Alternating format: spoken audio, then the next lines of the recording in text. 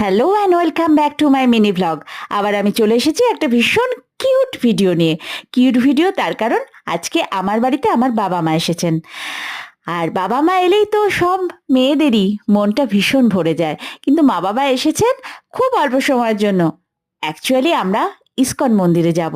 তো যাওয়ার আগে মা বাবাকে জোর করে বসিয়ে রেখেছি, একটু বসো একটু বসো। বাবা তো সমানে বলছে চল চল, দেরি হয়ে যাবে, মন্দিরে কিছু আরতি দেখতে পাবো না। আমি বলছি তুমি সব দেখতে পাবে, একটু বসো। তো মা তো ভীষণই খুশি হচ্ছে, মা বলছে একটু বসি একটু বসি তারপর যাব। তো ওরা এসেই না প্রথমে আমাদের গাছ গাছ যেগুলো লাগিয়েছি সেই গাছেদের দেখে ভীষণ খুশি। তুলসী গাছ দেখে তো বাবা ভীষণ খুশি, আর অন্যান্য গাছদের দেখেও মা বাবা ভীষণ মন ভরে গেছিল ওদের। কারণ ওরা তো ভীষণ গাছপালা ভালোবাসে, আর প্রকৃতির সঙ্গে না ওরা ভীষণভাবে একাত্ম। অ্যাকচুয়ালি ওদের বাড়িতে প্রচুর গাছ রয়েছে মা বাবার বাড়িতে।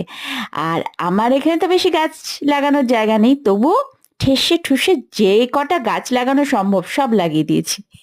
তো সেই গাছেদের নিয়ে বেশ কিছুক্ষণ সময় কেটেছে।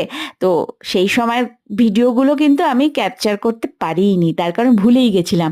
এবার যখন চলে যাওয়ার সময় হয়েছে তখন বলছে এই মা ভিডিও করলাম না তো, চলো চলো চলো ফটো তুলি বলে কয়েকটা ফটো তুলেছি জোর করে। বাবা তো ফটো তুলতেই চায় না, আর এই সময় দেখো ওরা বেশ সুন্দর গল্প করছে, আমার খুব ভালো লেগেছিল।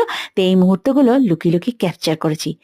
যেই একটু পরে দেখতে পেয়ে গেছে না, এই চল চল চল দেরি হয়ে যাচ্ছে, সঙ্গে সঙ্গে আবার তারা। তো এরপর আমরা চলে গেছিলাম ইসকন মন্দিরে।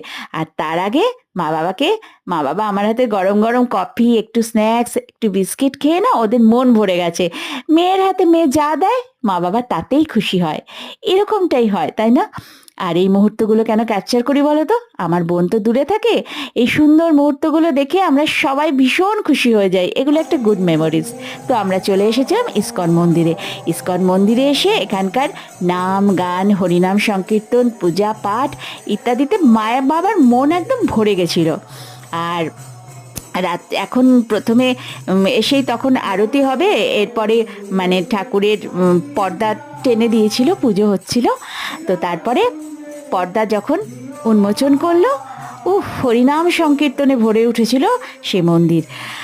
আর রাত্রিবেলা যখন ভোগ হয়েছিল, তারপরে আমার মায়ের ইচ্ছেতে ওখানকার প্রভুদের আমি রিকোয়েস্ট করেছিলাম, ওরা রাত্রের প্রসাদ আমাদেরকে দিয়েছিল। জানো তো প্রসাদে কী কী ছিল? 6টা বড় বড় মানে পুরি ঘিয়ে ভাজা, তারপর 2 রকমের তরকারি, অনেকটা করে 6টা রসগোল্লা আমাদেরকে ভরে ভগবান প্রসাদ খাইয়েছেন। তো আজকের মিনি ব্লগটা কেমন লাগলো জানাতে ভুলো না। টাটা।